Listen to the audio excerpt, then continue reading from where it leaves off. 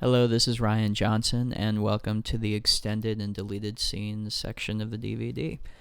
There weren't a lot of scenes that were completely cut out of the movie, just because the plot is so intricate that there's kind of like a string of dominoes. We couldn't take anything out. But at the same time, our first cut of the film was way too long and just felt very long. And even after we showed it at Sundance, there were sections of the movie I wanted to speed up. So most of what you're going to see here are scenes that we found creative ways to trim. This first one is in the party scene, and it's not so much of a creative trim, but it's just I wanted this whole scene to exist somewhere. This is Nora doing her entire version of the sun whose rays are all ablaze. In the final film, we cut it down to one verse, and this is the whole thing.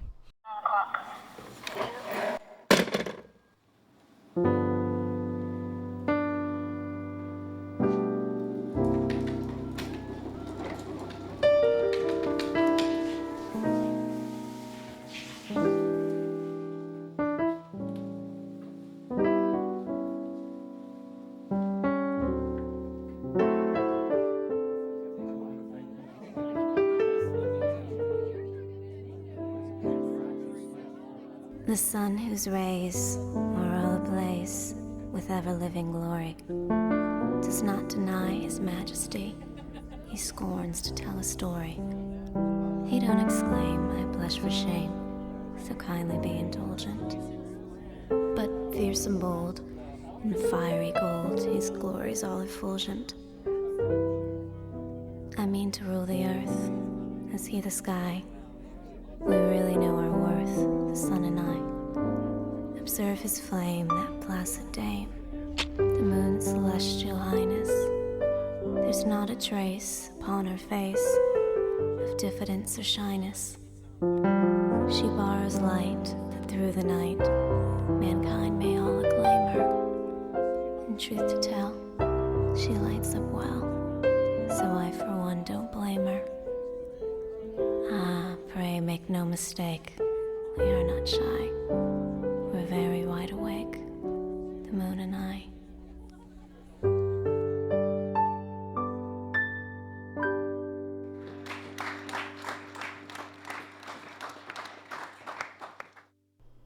One of the interesting things I discovered in the editing process was that because this whole thing sprung from the works of Dashiell Hammett for me, and because his writing style, it's all about saying the most with the fewest amount of words possible.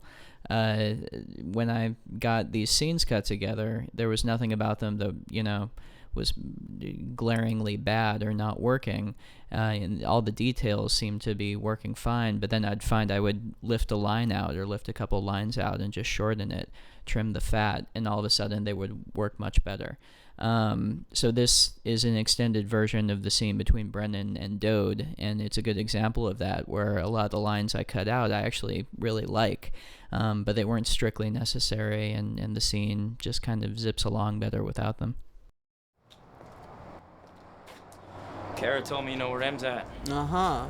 And why are you looking for M? She asked for my help. Uh-huh. Well, listen, man, I got plenty on my plate without dealing with some jilted ex. It's not about that. Or whatever it's about, act smarter than you look and drop it. Where's she at? She's with me. And right now, it's the best place for her. Why don't you leave the low life to the low-lifers and dangle? You're on the bright side of dim, Dode. If I thought you had this half-handled, I'd be eating lunch. Where's she at? You better get while it's good.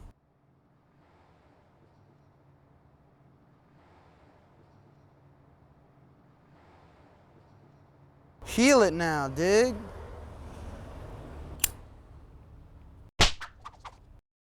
Because I had to have the movie so visually planned out going into it, in order to shoot it so quickly, the first cut of it came together really, really quick. But then we spent a lot of time cutting for clarity. We would show the movie to people. We would find the places where they were getting totally lost and disconnecting from the movie.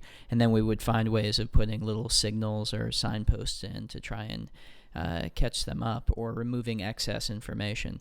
And this scene is an example of that. This is a little extended scene between Brendan and the brain on the phone, and there's one little extra piece of information in it that Brendan gives at the end that we found a creative way of lifting out for the final version. Brad? He's a sap. I downed him on his field and his crew didn't bite. Now I know he's a sap, and anyone who acts like he isn't is profiting by it. It's not why I roughed him, though. For kicks? Economics. Brad's the school's biggest Jake buyer, so if this pin is behind all the selling, I just got his attention. Anyway, now it's just shaking things out. Look, you know a kid around the burg, stocky, short, white beanie, turns a black tang? I told you before, I don't know the car. Those types are a nickel a pound, but nobody I know that you don't. And Truman again, he wants to talk. Keep him off. Keep your specs on. Need to find that kid. Will do. A few months before Sundance, we went back in and did a couple of days of reshoots, and there were some specific little pickup shots I knew we wanted to get, but also there were a few things about the movie that we wanted to kind of beef up, and one of them was the relationship between Laura and Brendan. And this is a scene that we ended up reshooting, and the reshot version's in the final film. This is the original version of the scene, which visually I quite like, but it's a bit more bare bones than the other one. The sound is also unfinished on this, so it gives you an idea of what our poor sound designers were working with going into the mix. Thanks.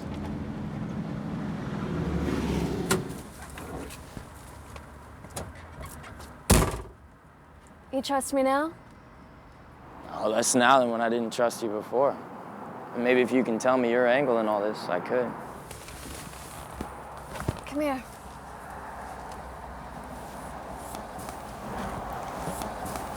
I'm on the end, top level of the tower, and I know everyone. But I don't know all that goes on. I knew Em when she was trying to get with Brad and me, and I liked her. She was smart. And that she wasn't us, and it didn't work. And when she left, she took some souvenirs with her. Dirty habit she wasn't strong enough to control, and a connection to the pen to keep them going. You with me? So far. A few months go by, and the next I hear, the pen's raging over a certain situation with some junk that Em was partial to. And it's all coming down on Em's head. So you think that Em scraped the junk off a pin? I don't know. Whether she scraped or copped or just ran her tab around the world and into her own back, it must have been grand. I've never seen the pen so hot. Well, all this helps, but it's not what I asked you. What's your angle in all this? I don't know. You know, I'm usually pretty sharp, but maybe I see what you're trying to do for him, trying to help her. And I don't know anybody who would do that for me. Now you are dangerous.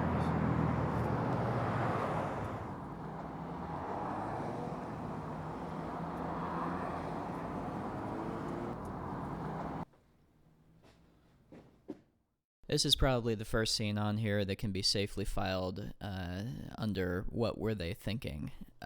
This is a weird little scene that comes on the field after Brendan confronts Dode, and he briefly passes out on the field, and originally there was this fantasy sequence where he sees Emily coming towards him. And this was in there from the very beginnings of the script. It wasn't some wacky thing that we came up with when we were drunk on set, even though it kind of looks like it. But anyway, this is a temp comp of it that I had just done at the time, and it's an interesting thing, but it was obviously one of the first things that we lost.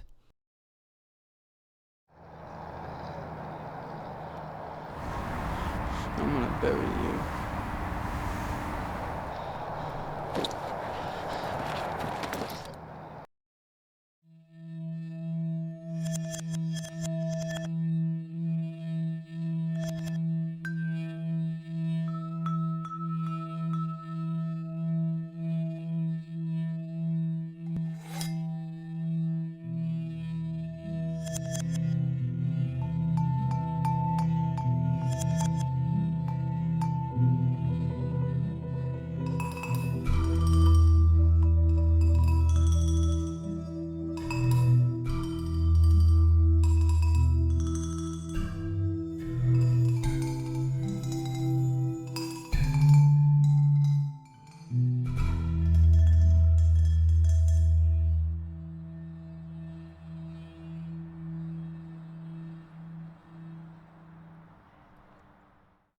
So this is the original bed scene between Brendan and Laura, and this is actually the version of it that played when we showed the movie at Sundance.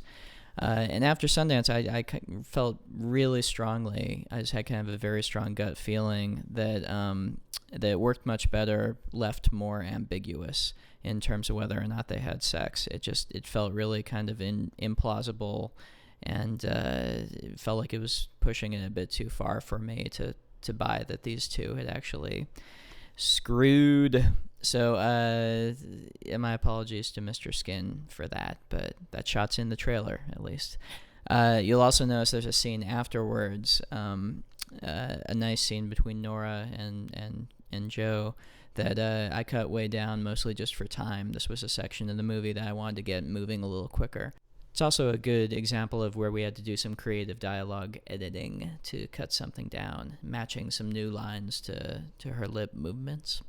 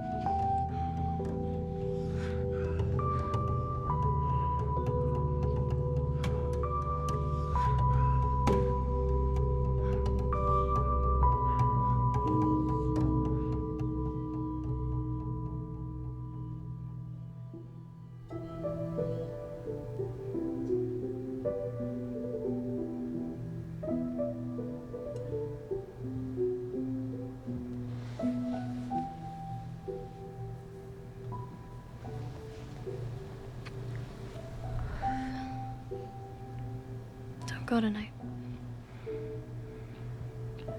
I gotta make sure everything plays out smooth. It'll play out however it plays without you there. I gotta make sure. Why? Because if there's war, I'm in it too. Well, yeah. Why don't we just run away? And go somewhere. I have a car. I have an aunt in New Orleans. She wouldn't care. Okay, I know it sounds stupid, but just think about it. I mean, what? School? Come on, family. All right, stop.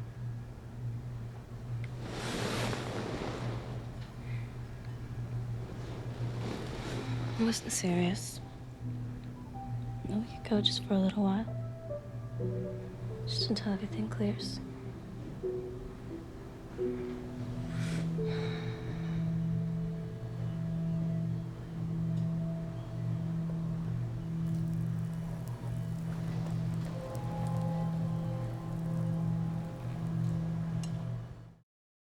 This is an extension of the mirror scene between Brendan and Kara. It was another example of just an extra piece of information that we didn't need. Originally, she tried to blackmail him using the Dode information. And this is the way it played at Sundance, but afterwards decided just to get the movie moving a little quicker and cut it.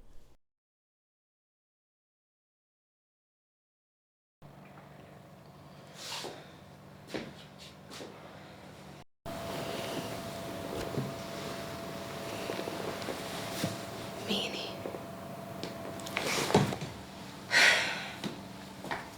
You want my towel, Brendan? I still know what Toad was selling. But I play it smart. Quick call from the payphone to Copland. They drag the tunnel. And you would be through. 5,000. Cash. I know that you could get it from the pen, but even if you can't get it from the pen, I want it by first period tomorrow. Or I would have to play my hand and bury you.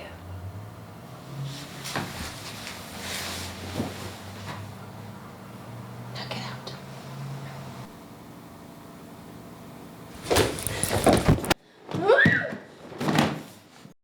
Alright, I've saved this one for the end so that you can easily skip past it after watching it for about 20 seconds.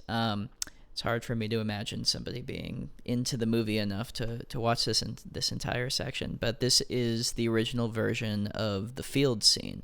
And originally this was conceived and shot as one continuous take, just in this medium shot that floated back and forth between Brendan and Nora. Miraculously, this was actually the version of the scene that was on the tape that we submitted to Sundance that got us in. Although we did a couple days of reshoots and reshot the scene before we actually screened at Sundance with the final version that's in there now. Another interesting thing was, when we originally shot the scene, the field looked like this. It was barren and muddy and really cool. When we went back 8 months later to do the reshoots, it looked like this. They had done a big project on it and laid down bright green AstroTurf. So that's actually why the final version of the scene is shot in low-angle close-ups, so that you can never see the bright green field beneath them. The sound on this is also unfinished and pretty terrible. This scene gave our sound editors quite a few headaches. And now we're proud to pass those headaches along to you, the viewer.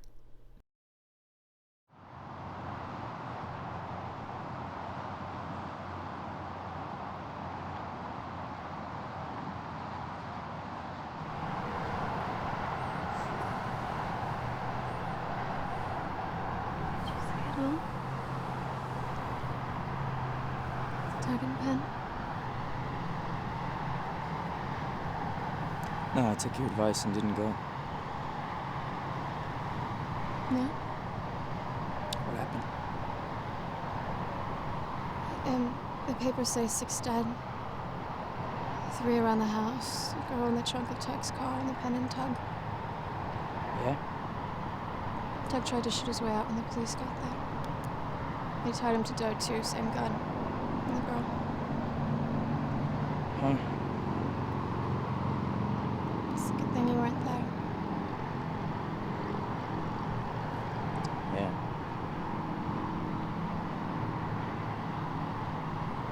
Do you think the girl was Emily? Probably. I loved her. Yeah, I did.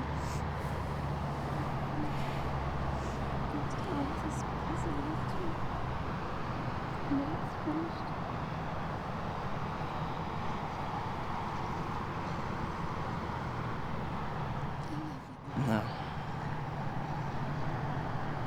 What? No, it's not finished. Tug pulled the trigger on it. He took the fall for it. The bulls could have found that out without me. I set out to know who put her in the spot, put her in front of the gun. And that was you, Angel. What are you talking about? It was you. Oh, you want me to tell you the whole tale? Tell it to me. I think from the top. You had your fingers in Brad Bramish for appearances. You keep him buying from the pin you were hooked with. And when Emily came to you and Brad, you saw her for what she was, an insecure little girl trying to get in. She goes on the back burner. And meanwhile, maybe you're getting bored, or maybe just greedy. But when the pin scores big with the bricks, you take your shot. You hook one, take half, cut it back to size, but you cut it back bad. Maybe accidentally, maybe to down the pin's operation, doesn't matter. You put it back, but poor Frisco doses off it and lands in a coma. So now the pin's fuming. Maybe he's jealous of Brad, so he comes to Brad's crowd looking for blood, and you know trouble. There'll be war over this. And there's Emily. She trusts you. She wants in. It's duck soup. You frame her for the bad brick, and then you cut her loose. You turn on your heel and bite her in the throat. Last week at the payphone, Del Rio and Sarmentosa, she saw something she was scared of. Tug's car driving by, the pin riding shotgun. She wouldn't have seen the pin. No, she was across the street, Angel. She saw the driver's side. She saw you.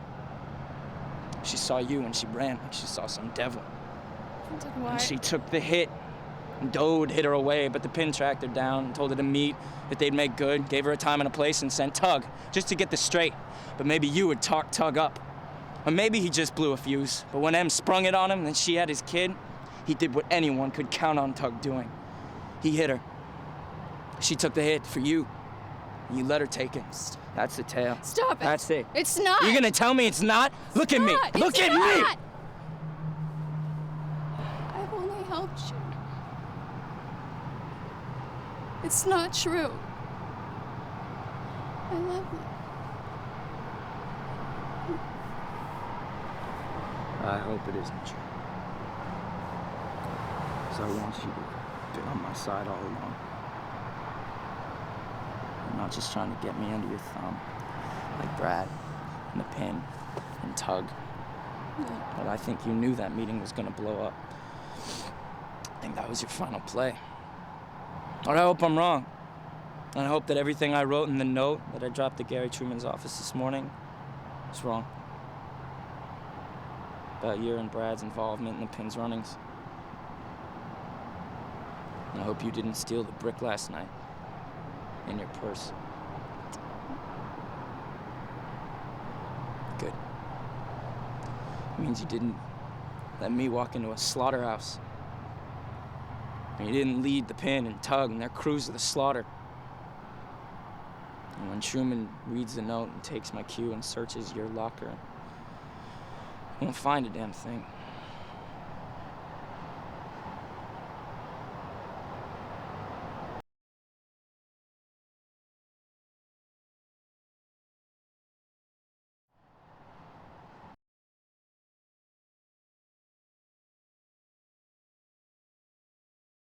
Don't. It's gone.